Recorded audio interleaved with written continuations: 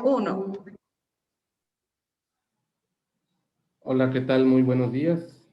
Mi nombre es Gabriel Pantoja y soy el jefe de laboratorio de patología y control de calidad en Pecuarios Laboratorios. Estamos ubicados en Ciudad Obregón, Sonora. Y el día de hoy voy a presentarles un pequeño trabajo relacionado con un muestreo en superficies para utilizarlo como herramienta en la evaluación de los procesos de desinfección de los alojamientos animales.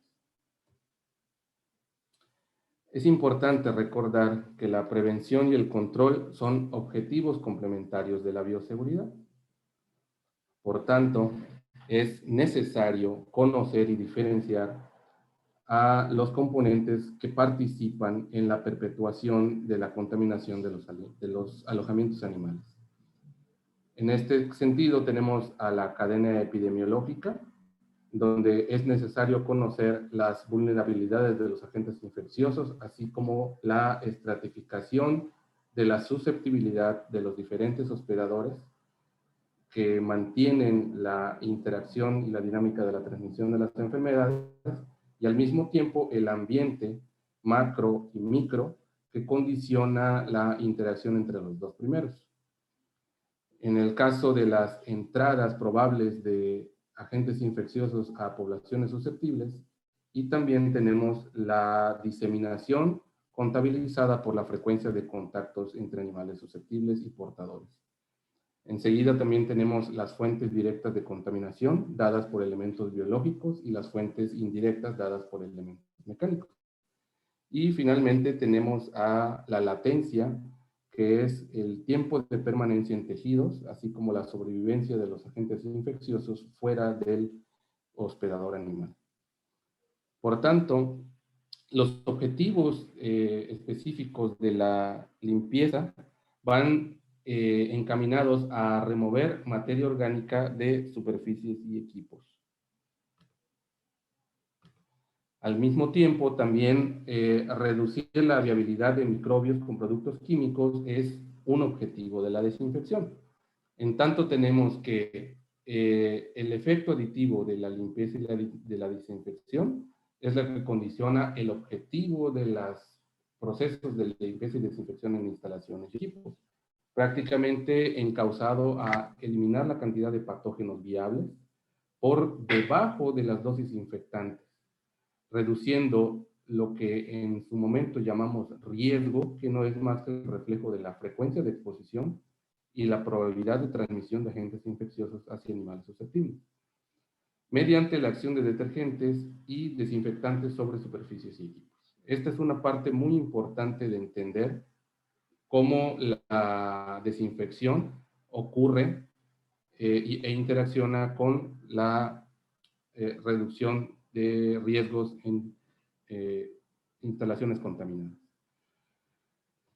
Básicamente, la evaluación del efecto biocida de los productos puede clasificarse de acuerdo a los diferentes grados de susceptibilidad que presentan diferentes organismos a nivel de laboratorio.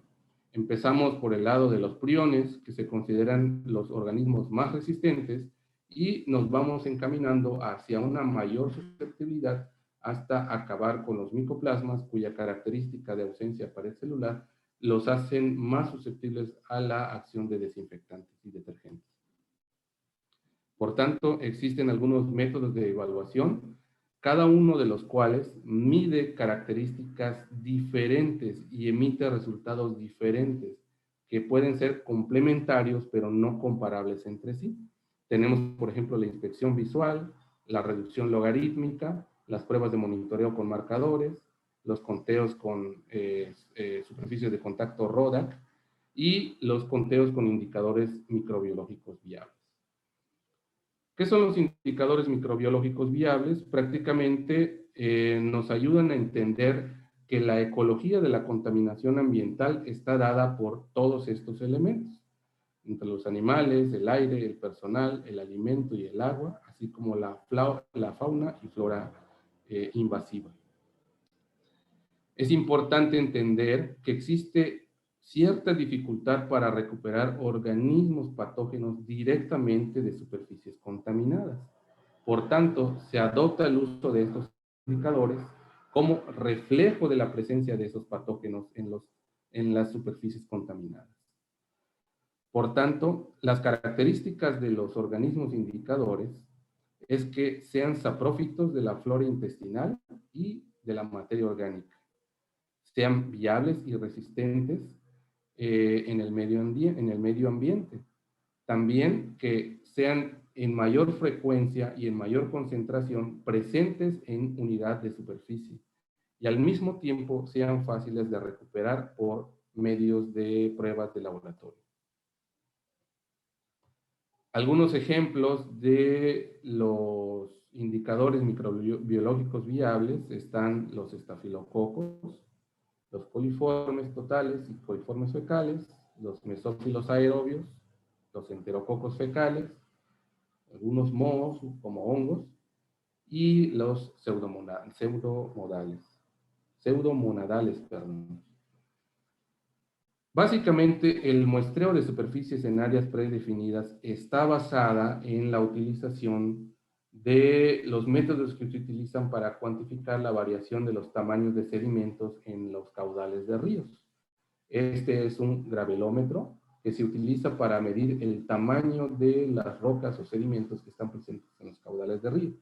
Al mismo tiempo, se utilizan cuadrantes en donde se toman muestras y se determina la variabilidad que existe en la contaminación de esas superficies. Básicamente, el muestreo en superficies predefinidas utiliza 2 o más indicadores microbiológicos viables. Hace hincapié en que la contaminación es no homogénea. Como podemos ver, la interacción o la contaminación, perdón, que existe entre una superficie contra otra puede ser diferente. El conteo que se realiza o la recuperación que se realiza a partir de las áreas de muestreo, pues suele ser dependiente del tamaño del área que nosotros estemos muestreando. Aquí un ejemplo de medir un área de 25 centímetros cuadrados contra otra área de 625 centímetros cuadrados. Para ello, también el muestreo de superficies establece criterios de efectividad dados por escalas que nosotros podemos emitir a conveniencia. Por ejemplo, desde no deseado hasta deseado, muy deseado o excelente. En este sentido, se puede contabilizar el total de organismos viables por unidad de superficie. Al mismo tiempo, se pueden contabilizar el número de positivos que cumplen con cierto criterio que nosotros establezcamos, por ejemplo, que superen cierto conteo.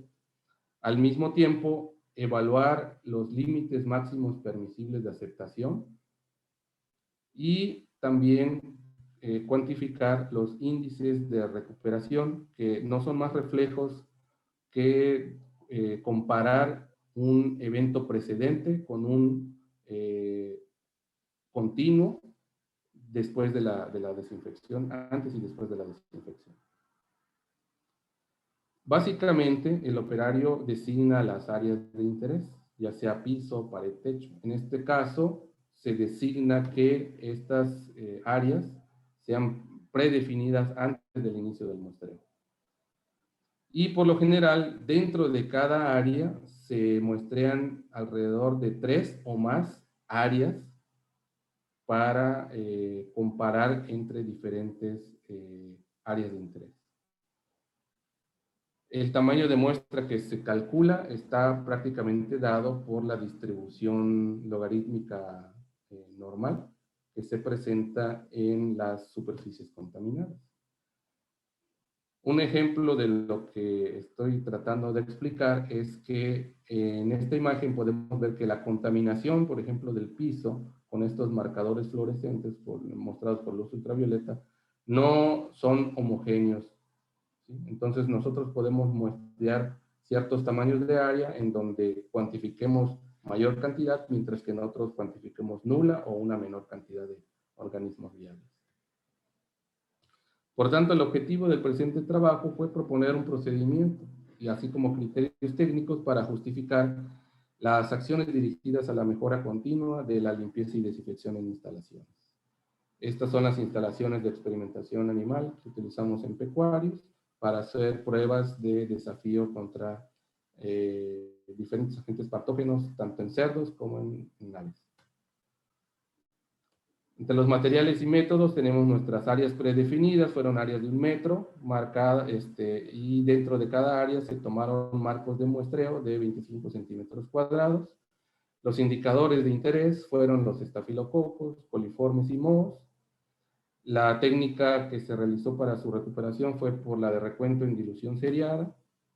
Y estos son los criterios que consideramos satisfactorios para evaluar la desinfección de nuestras instalaciones.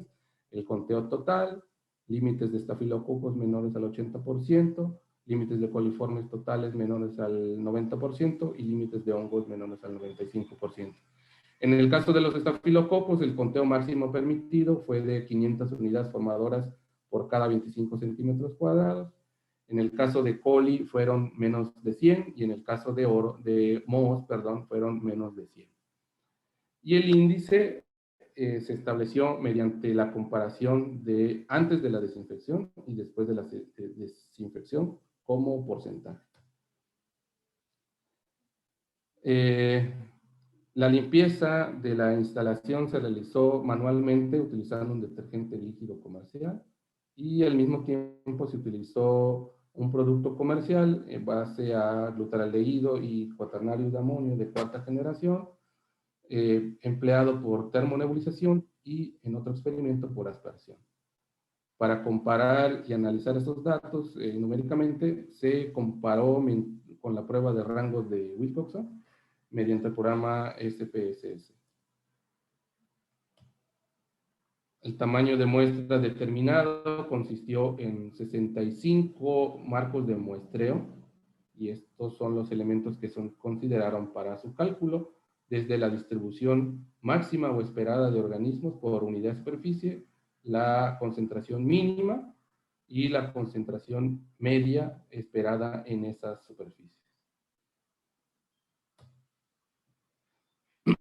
Aquí un ejemplo, este es el área predefinida, se estableció con cinta adhesiva y dentro de cada área de 1 metro cuadrado se utilizaron 5 cuadrantes desechables de 25 centímetros cuadrados para tomar hisopados de arrastre.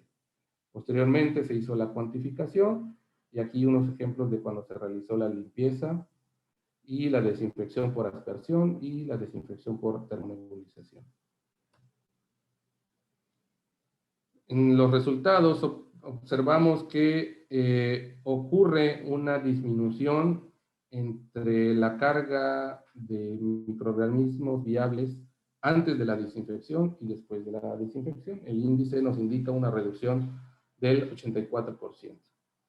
Al mismo tiempo, vemos que el cumplimiento de los límites máximos permisibles es alrededor del 72%. Entonces, si ustedes recordarán, el establecimiento o el criterio de satisfacción para nosotros era alrededor del 80%. Esto se traduce en un incremento o en una mejora del 42% de los procesos de limpieza y desinfección. En el caso de los coliformes, vemos que también existe una reducción que representa un 83%. El cumplimiento de los límites máximos permisibles se acerca a su mínimo satisfactorio, que es 90%, lo que representó un incremento en este índice de un 31%. Y en el caso de los hongos, vemos que también existe una disminución en el conteo viable de organismos indicadores y ocurre también una mejora en el cumplimiento de la recuperación de organismos en cumplimiento a los límites máximos del 100%. Esto se tradujo en prácticamente un incremento de un 38% en las prácticas. En el caso de los resultados obtenidos por aspersión, vemos que existe una disminución también que representa un 91% en la mejora.